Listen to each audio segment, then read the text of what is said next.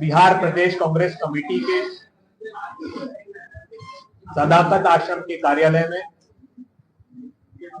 आप सभी का स्वागत है।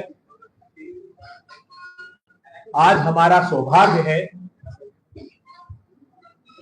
कि देश की एक ऐसी विभूति जिसने समाज के अंतिम पंक्ति में खड़े हुए लोगों की न्याय इतनी मुखरता से उठाई कि भारतीय जनता पार्टी की सत्ता उस आवाज की अनुगूंज से डरने लगी। भारतीय जनता पार्टी और जेडीयू की सरकार ने जो घनघोर अंधेरा फैलाया है समाज के अंतिम पंक्ति के लोगों के लिए, उसमें उम्मीद की सूर्य की एक किरण के रूप में जिग्नेश मेवानी जी हम लोगों के बीच हैं, जो गुजरात प्रांत के प्रदेश के कार्यकारी अध्यक्ष भी हैं और विधायक भी हैं।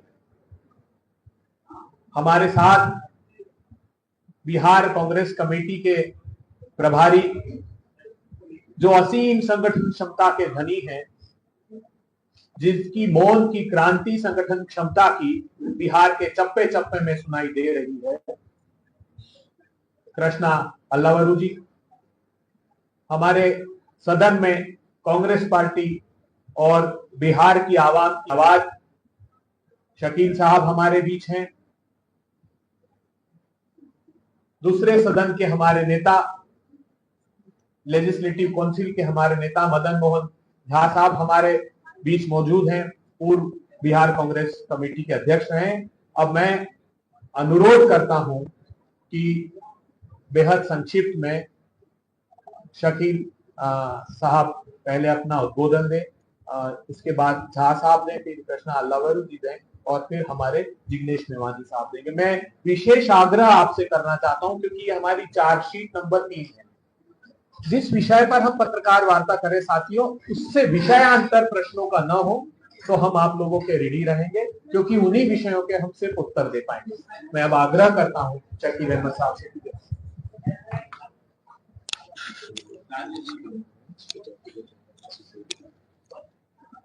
धन्यवाद पत्रकार साथियों। असल में जिग्नेश मेवानी जी का बड़ा काम है। बिहार सरकार के कुछ टॉल क्लेम्स हैं जो हम लोग असेंबली में सुनते हैं। जब जातीय जनगणना हुई थी, हम सब लोगों के हर पार्टी की सर्वदलीय बैठक, जातीय जनगणना जब हुई तो उसी समय हम लोगों ने भी कुछ प्रश्न भी उठाए थे और उसी के साथ जातीय जनगणना के साथ इकोनॉमिक एजेंडा भी जुड़ा रहता है कि जब आप इस बात की फहरिस्त बना लेते हैं कि अमूल जात इतने इतने परसेंटेज की है और उसमें जब हम इकोनॉमिक एजेंडा जोड़ते हैं तो हम ये भी कहते हैं कि इन तमाम पॉपुलेशन में कितने लोग ऐसे हैं जिनका के इकोनॉमिकली बहुत पीछे हैं, कम लोग हैं। तो उस जमाने में ये वादा किया गया कि 2 लाख रुपया 94 लाख जो आइडेंटिफाइड लोग बिहार के तौर पे बिहार में, उनको 2-2 लाख रुपए का प्रावधान किया जाएगा। हम आज तक इंतजार कर रहे हैं। हम लोगों ने इस बार भी असेंबली की बात उठाई, इसके पहले भी असेंबली हुई कि आखिर क्या वजह है कि गवर्नमेंट ऑफ इंडिया और गवर्नमेंट ऑफ बिहार, ये दोनों जो सरकारें हैं, ये वादों की सरकार क्यों होती है? कुछ तो करके दिखाई। बिहार के संदर्भ में आप सब लोगों को याद होगा कि माननीय प्रधानमंत्री ने उपहास उड़ाते हुए, मजाक उड़ाते हुए बिहार के बिहारियों का कि कितना पैसा दे दो, कितना दे दो, इतना दे आपको याद हो, चलो 1.25 लाख करोड़ दे। उस पैसे के बारे में जब हम लोगों ने जानकारी हासिल की तो लगभग उसका 60% पैसा की कटौती कर दी, क्योंकि इस स्कीम में ऑलरेडी दिया गया, इस स्कीम में दिया गया। इस बार भी जब विशेष राज्य के दर्जा को लेकर के जनता दल और भाजपा सरकार ने सर्वे करवाया और सिग्नेचर कैंपेन करवाया, विशेष राज्य का दर्जा लेके रहेंगे, विशेष राज्य का दर्जा नहीं मिला, उनके स्पेशल पैकेज मुझे याद है असेंबली के अंदर स्पेशल पैकेज में, स्पेशल पैकेज है उसमें, ये एग्जाम्पल के तौर पे बता देता हूँ, इसका जवाब बिहार सरकार मुझे आज तक नहीं दे पाई है, कि यहाँ था कि स्किल डेवलपमेंट में नौजवानों को हम जोड़ेंगे। स्किल डेवलपमेंट की एक यूनिवर्सिटी बनाई जाएगी जिसका के 1500 करोड़ रुपया आवंटित कर दिया गया। तो हमने जनता दल यूथ से और सरकार से पूछा, उसको लेकर के वॉकआउट भी हुआ था, इफ यू रिमेम्बर, कि आप हमको एक एग्जाम्पल दे दीजिए कि होता क्या है जब पैसे का आवंटन होता है तो डिफरेंट मद में पैसा आवंटित होता है। तो ये उसी 100 लाख में, 1.25 लाख रुपए में था कि 1500 करोड़ रुपया देंगे। आज तक एक ईंट भी स्किल डेवलपमेंट की यूनिवर्सिटी बनाने की नहीं। तो हमने यही कहा कि आप झूठ की पराकाष्ठा पे क्यों जाते हैं? आपका पहला ही बजटिंग प्रोविजन जो है उसका काम हुआ नहीं। वही सूरत हाल लगातार ये 2 लाख रुपया, 94 लाख, और जाहिर सी बात है कि ये अंतिम पावदान पे जो हमारे जातीय जनगणना में आए, और अपने देश में स्थिति बहुत क्लियर है, जो क्लास में बड़ा है वो कास्ट में भी बड़ा है, जो क्लास में छोटा है वो कास्ट में भी छोटा है, क्योंकि जमीनें हिस्टोरिकली तो, और इसके लिए स्कीम भी बनाई गई बिहार में। श्री कृष्ण बाबू ने, जब हमारी सरकार थी तो उन्होंने लैंड रिफॉर्म किया।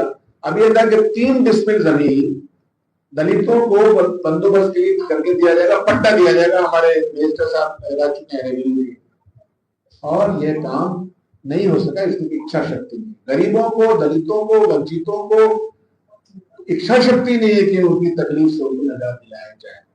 तो यह एक मोटा प्रश्न है जो मैं आपके सामने लाना चाहता था। बिहार सरकार को ये बताना ही पड़ेगा दलित समाज को, और जो इकोनॉमिकली इतने गरीब हैं जिसकी आइडेंटिफिकेशन हो चुकी है, कि उनको 2 लाख रुपए का दूर यानी कम।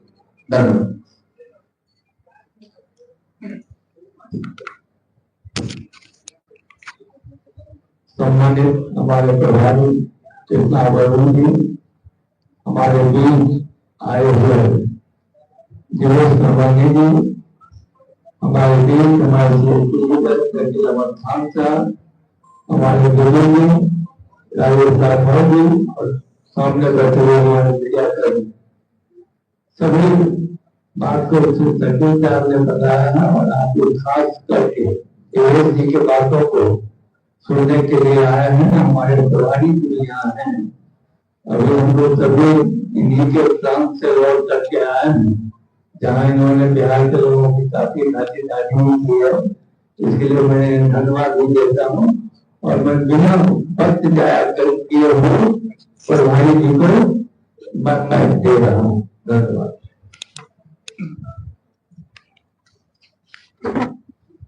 सभी को नमस्ते, स्वागत। 27, 28 बिहार, ये क्या है? भारत में 28 बड़े प्रदेश, और विकास के पैमानों को अगर लेंगे तो बहुत सारे महत्वपूर्ण विकास के पैमाने पे बिहार सबसे नीचे 27वां या 28वां नंबर पे है। तो मोदी जी और नीतीश जी ने मिलकर डबल इंजन सरकार चलाकर, डबल ताकत लगाकर, डबल तेजी से बिहार को 27-28 बिहार बनाने का काम, मतलब गरीबों के लोगों को गरीबी की तरफ धकेलने का काम डबल स्पीड से, डबल मजबूती से, डबल दिमाग लगाकर किया। जब कुछ दिनों के लिए हमारी सरकार थी तो हमने गरीबों के लिए योजना लेके आए।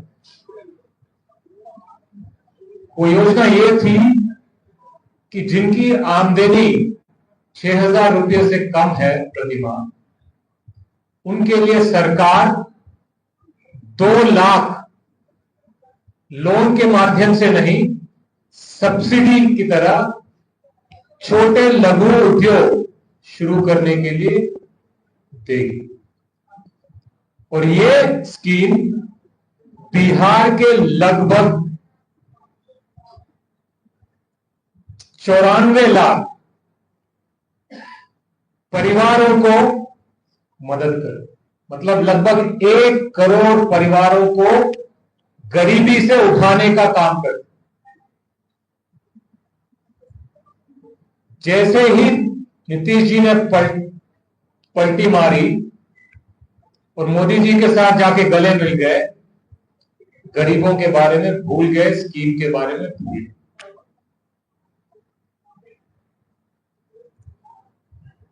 चाहे कोई भी सरकार में हो, 1 करोड़ परिवारों को गरीबी से ऊपर उठाने का प्रयास करने में क्या परेशानी है।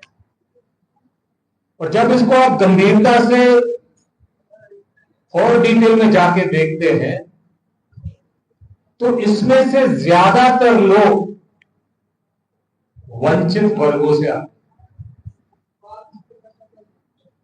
तो जब कांग्रेस पार्टी बिहार की विकास की बात करती है या एक बेहतर बिहार बनाने की बात करती है, तो हम लोगों को गरीबी से उठाने की बात करते हैं और उसका एक गहरा कनेक्शन समाज और जाति से। तो विकास और जातिगत जनगणना एक बेहतर बिहार बनाने के एक ही सिक्के के 2 पहलू, और दोनों तरफ से बिहार की सरकार ने बिहार की जनता के आंखों में धूल झोंकने का काम किया। तो सवाल यह है कि बिहार की जनता को 27-28 बिहार चाहिए या बेहतर बिहार चाहिए।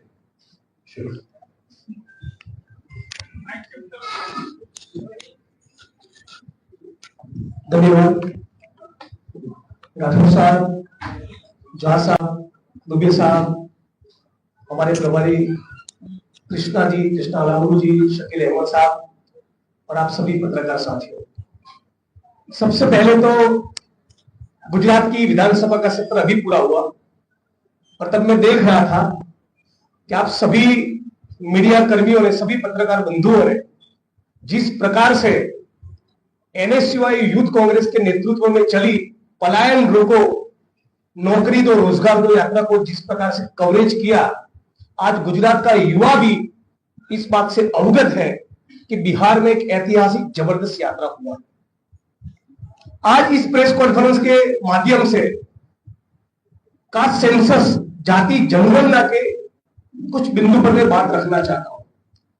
यह बात बहुत ही साफ है कि यदि भारत में जाति व्यवस्था नहीं होती, समाज यदि जातियों में बटा नहीं होता, तो शायद जाति विहीन समाज रचना की या कास्ट सेंसस की कोई बात भी नहीं आती।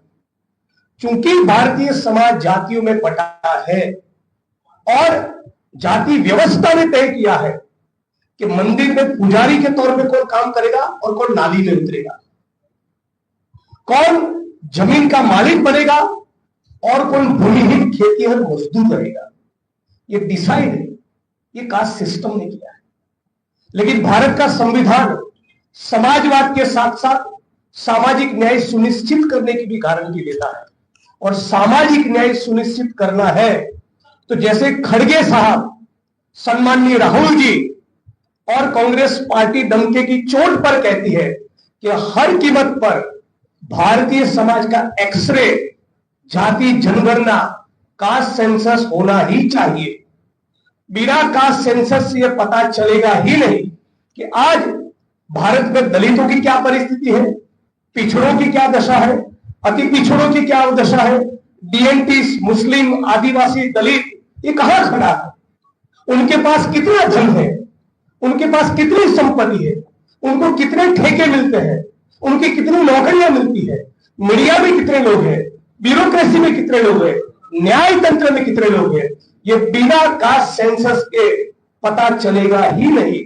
और इसीलिए कांग्रेस पार्टी डिटरमाइंड है कृतनिश्चय ये कि बिहार में सरकार बनाते ही जिस प्रकार से तेलंगाना में हमारा करीब करीब 95% से ज्यादा जाति जनगणना का कास्ट सेंसस का काम बेहतरीन तरीके से, शानदार तरीके से वो जो काम पूरा हुआ वो बिहार में भी हम लोग करेंगे।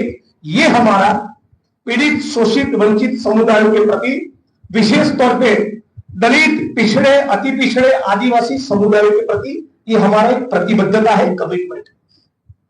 ये मैं जो कह रहा हूं कि एक्सरे कास्ट सेंसस क्यों जरूरी है, उसकी छोटी सी एक झलक मैं आपके बीच में रखना चाहूंगा। कांग्रेस पार्टी के हमारे नेता के राजू साहब ने उसका एक स्टडी किया है, उसकी कुछ एनालिसिस आपके सामने रखना चाहूंगा।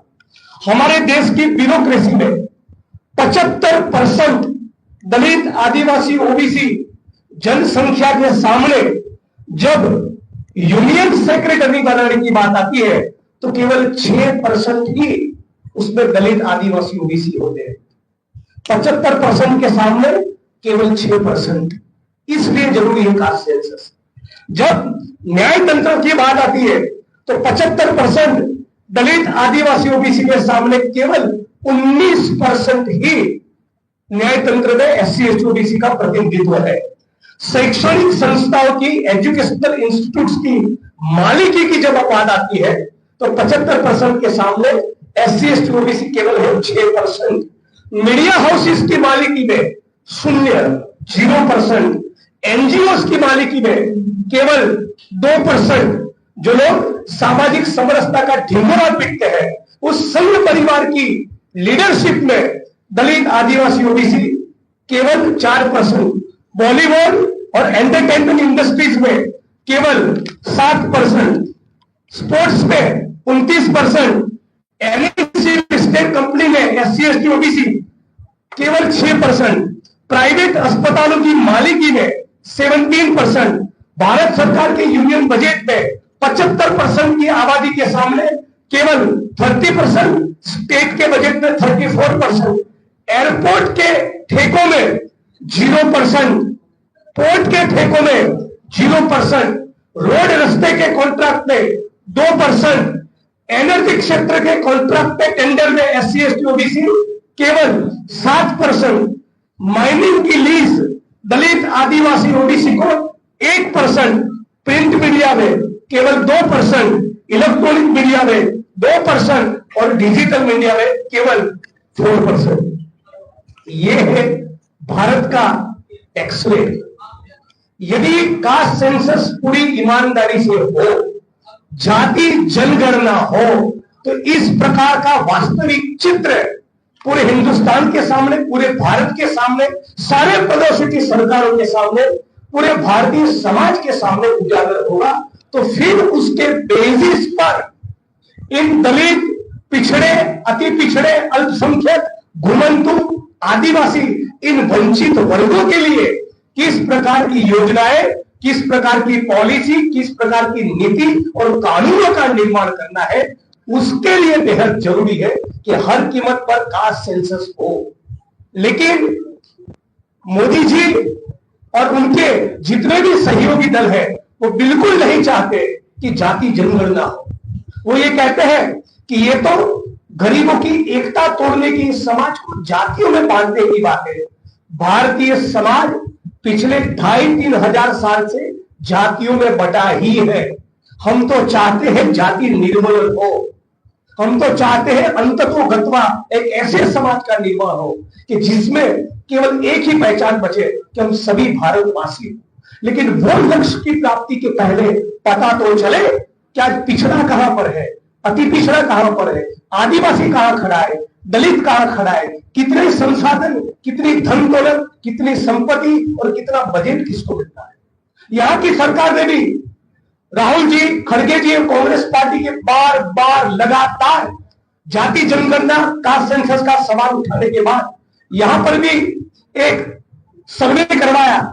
लेकिन सर्वे का तात्पर्य यह था कि सर्वे में जो निकल कर आएगा कि गरीबी का निर्मूलन होगा, उस दिशा में कोई काम नहीं हुआ।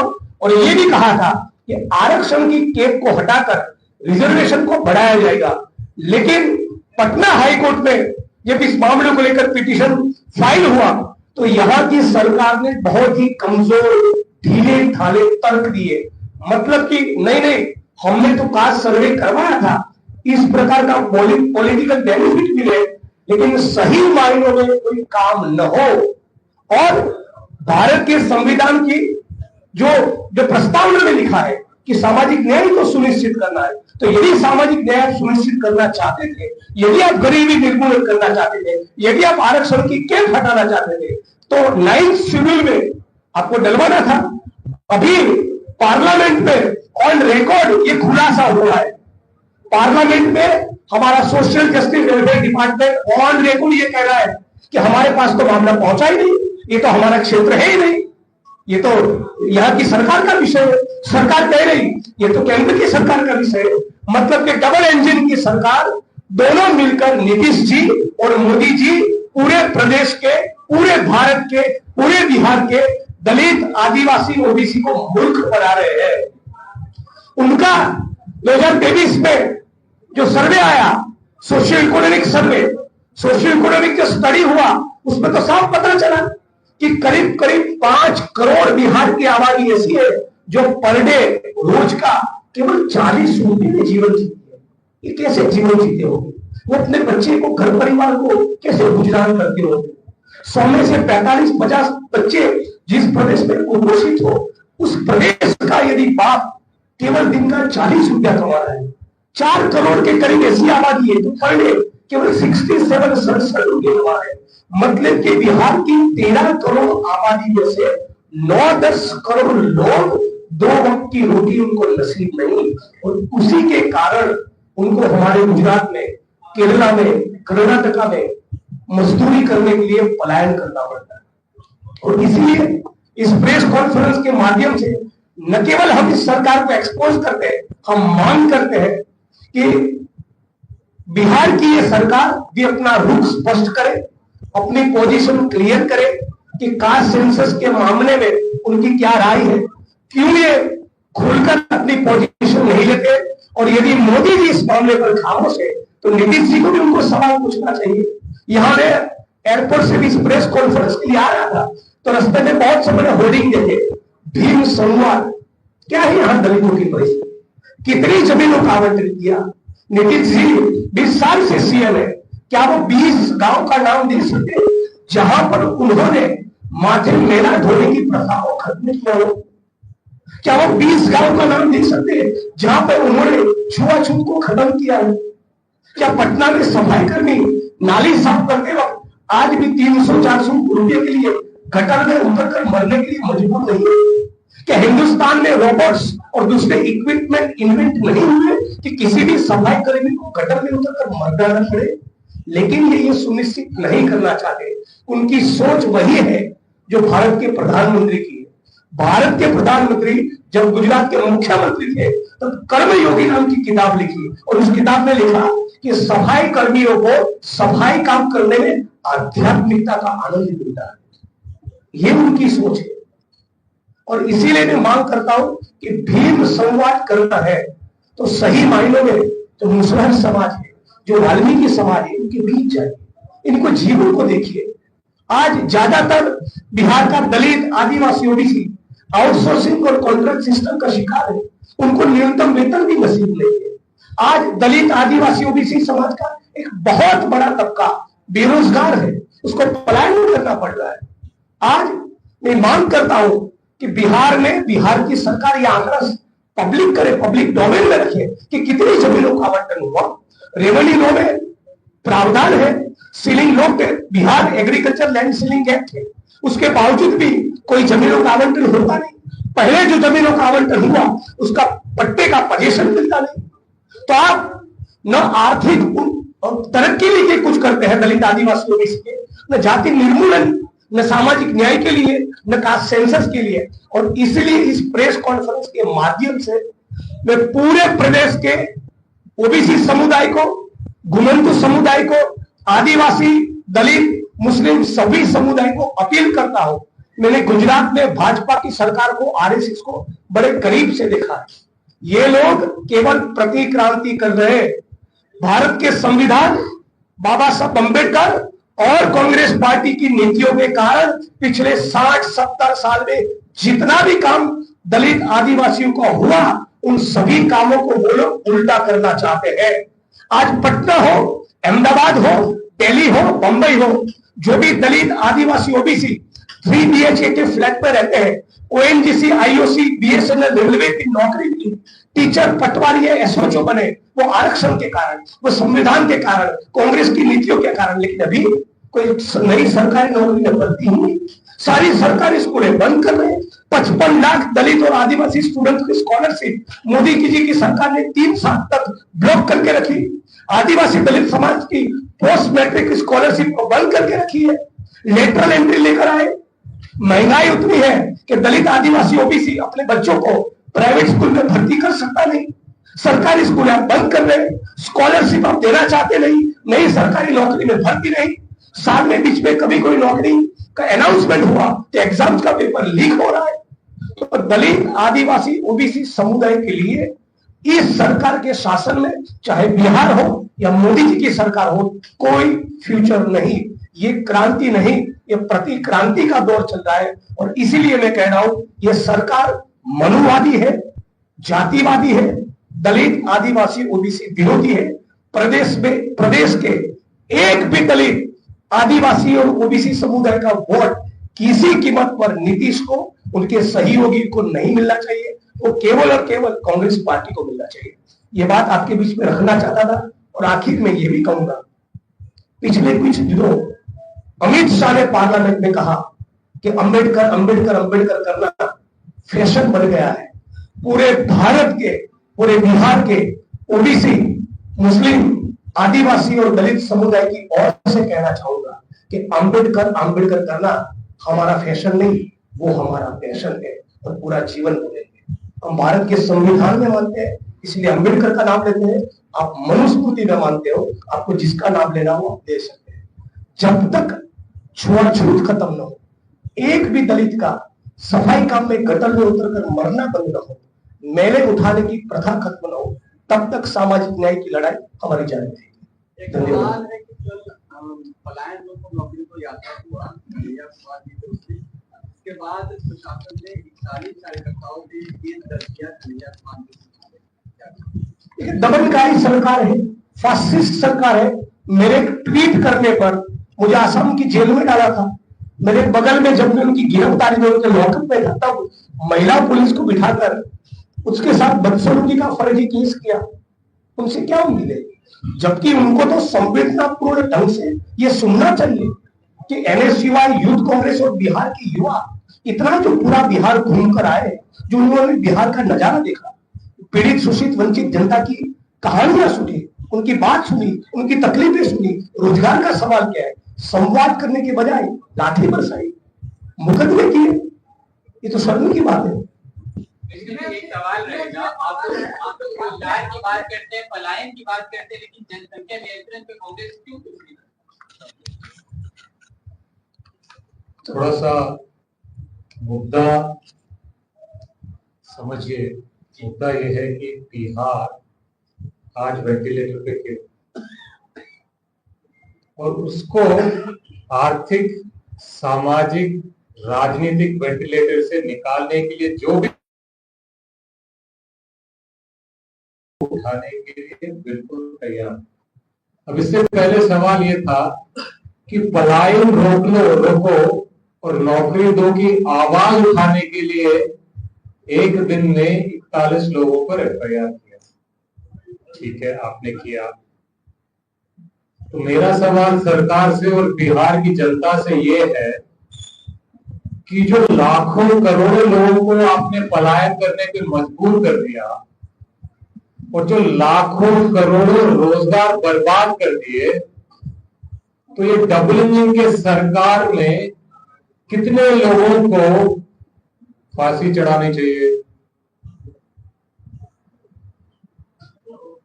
सवाल।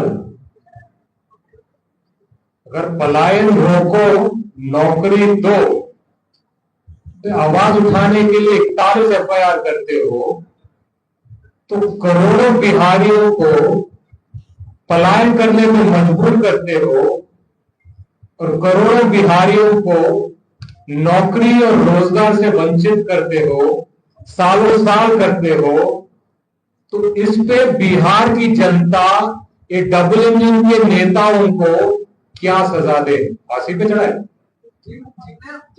जनसंख्या पे नियंत्रण होना चाहिए। सवाल है कि आपने जो आंकड़े दिलाए जो संख्या है कम है 6% 2%, कांग्रेस नहीं मानते हैं तो सत्ता में 50 साल से ज्यादा आपकी सरकार। केवल गुजरात का छोटा सा एग्जाम्पल दूंगा, गुजरात से शुरुआत करता हूं। आप देश पे ले गए, एक छोटी सी बात बताता हूं। 70 के दशक के पहले कांग्रेस की सरकार ने कम से कम 40 लाख एकड़ जमीन, मैं रेवेन्यू लॉ प्रैक्टिस किया हूं एज अ लॉयर, पूरी जिम्मेवारी के साथ कह रहा हूं इतने सारे कैमरे के सामने, 70 के दशक के पहले आदिवासी, ओबीसी, दलित और भूमिहीनों में कांग्रेस की सरकार ने गवर्नमेंट वेस्टलैंड की कोटा में से और लैंड सीलिंग एक्ट के तहत कम से कम 40 लाख एकड़ जमीन का आवंटन किया है। कांग्रेस भारत के संविधान में मानती है और संविधान प्रस्तावना में कहता है कि अंततोगत्वा हमें समाजवाद लाना है, तो संसाधनों का डिस्ट्रीब्यूशन हमारा पहले दिन से एजेंडा रहा है। आज जो लाखों की तादाद में जो दलित, आदिवासी खेत मजदूर थे, उसमें से सैकड़ों हजारों लोग एसडीएम बने, कलेक्टर बने, एसपी बने, ब्यूरोक्रेसी में गए। ये कैसे हुआ? कांग्रेस की नीतियों के कारण हुआ ना। अगर कांग्रेस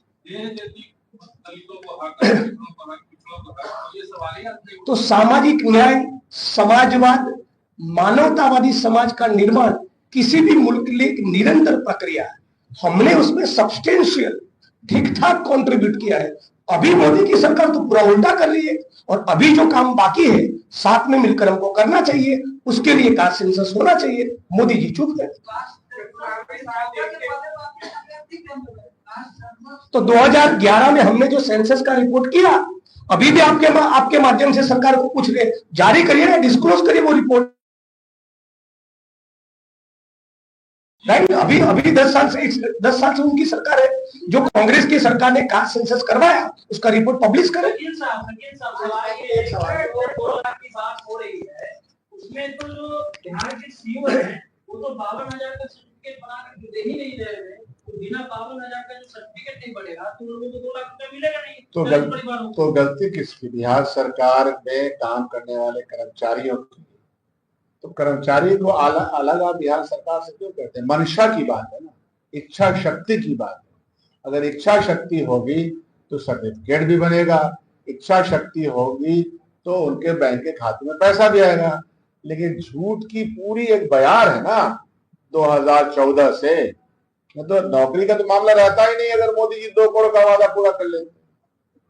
तो झूठ की बयार के सामने नए नए शगुफे लाया जाता है ताकि वो जो वादे थे वो भुला दिए जाएं। एक जी अच्छा, तो कोई संवाद करे भाई, मान लो कोई संवाद करे, धरती पर जो नजर आएगा उसी की बात करेंगे ना। रहा सवाल इसी प्रदेश में लंबे समय तक श्री कृष्ण बाबू यहाँ के चीफ मिनिस्टर हैं, उनके जमाने में बड़े बड़े जमींदारों से जमीनें लेकर के गरीबों में बांटने का रिकॉर्ड तो कांग्रेस के ही काल में है ना। ये तो कोई हम लोग अपने बड़ों से पूछ लें कि किनके जमाने में हुआ। विनोबा भावे का भी कार्यक्रम जो कांग्रेस के साथ जुड़े हुए थे, उनका कार्यक्रम जमीन के आवंटन को गरीबों तक पहुंचे, बड़े बड़े जमींदार बिहार में थे। तो शुरुआत तो श्री कृष्ण बाबू ने की। तो जो कांग्रेस का जब आता है मामला तो इंसाफ पसंदाना रवैया अख्तियार करता है। इनके जो हालात है उसमें कोई इंसाफ की बात है नहीं, झूठ, परपंच और नए शगुफे की बात है। समझिए, आप लोग चुनाव आते हैं दलित की बात करने लगते हैं। अरे चुनाव आते ही आप लोग आपकी पार्टी के अध्यक्ष बन के उससे पहले लगातार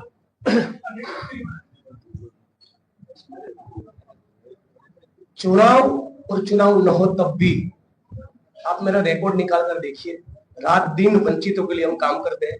कांग्रेस पार्टी की भी यही कमिटमेंट है। राहुल जी, रोहित रेमुला का इंस्टीट्यूशनल मर्डर हुआ तब भी उनके परिवार के साथ थे। सुन लीजिए, ऊना की विक्टिम्स के साथ भी थे, जहां पर भी एट्रोसिटीज की मैटर होती है, हाथरस की पीड़िता के साथ भी है, कांग्रेस पार्टी हमेशा से वंचितों के साथ रही है, दलितों के साथ भी रही है। मैं जोड़ देता हूँ, मैं इस पे और जोड़ता हूँ। कांग्रेस पार्टी के राष्ट्रीय अध्यक्ष श्री मल्लिकार्जुन खड़गे जी, वो दलित, और उनको कांग्रेस पार्टी ने कोई चुनाव देख के या कुछ सोच के नहीं किया। तो आपका जो सवाल है उसका मैं एक और जवाब देता हूं। जो अमित शाह जी ने संसद में खड़ा होकर अंबेडकर अंबेडकर अंबेडकर अंबेडकर अंबेडकर कहना फैशनेबल हो गया है, ये बात वहां पे कहा उन्होंने। बिहार में आके वो ये कह के गए हैं कि 14 अप्रैल को कार्यक्रम ये है। क्यों? क्योंकि वहां अंबेडकर जयंती मनाने वाले हैं और हर किसी को, हर बीजेपी नेताओं को अंबेडकर जी के सम्मान में अंबेडकर जयंती मनाना चाहिए। और अमित शाह जी, बिहार में चुनाव है इसलिए सडनली अंबेडकर अंबेडकर अंबेडकर जी का फैशन छोड़कर जब गा रहे हैं। तो सवाल जिससे पूछना चाहिए, ये सवाल आप उनसे पूछिए, क्योंकि हमारी नीति सिर्फ अभी नहीं, चुनाव से पहले नहीं, इंदिरा गांधी जी के समय से, नेहरू जी के समय से, गांधी जी के समय से कंसिस्टेंट रही इस मामले में। धन्यवाद।